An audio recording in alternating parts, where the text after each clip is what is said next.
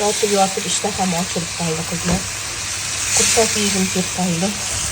Go'sht qovurib. Go'shtlarni shunaqa ingichkaroq qilib to'g'radim, suvga soldim, chesnochni masla soldim. Chesnochni maslani bilasizlar, mana bunaqa chesnokni blenderlab qo'yaman yog' bilan. Go'shtni olib xolodilnikga to'g'rab, limon solib pishiraman. 3-4 qoshiq soya soldim. Hozir endi mana qovurildi. Endi piyozlarni so'raman. Piyozni ko'p to'g'rab oldim. Men ovqatlarga juda ham ko'p piyoz solaman. Anaqa sochli bo'ladi. Mazza shirin bo'ladi. Bir qo'lda video, bir qo'lda ovqat.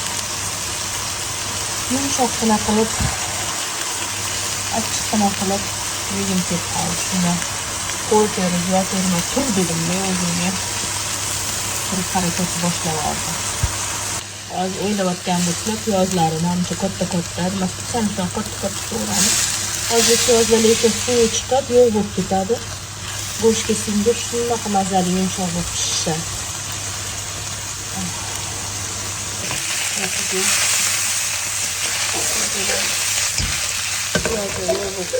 Endi nomiga ozgina suv solib dimlab qo'yaman, miltillab yana. Mana suv solib biqillatib qo'ydim pastga.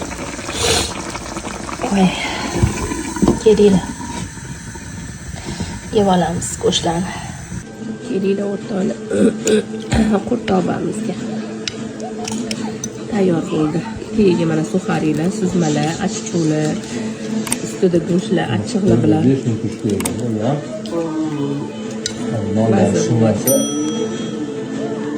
Sal suzmani sal ivitib nonlashim bo'lgan ekan.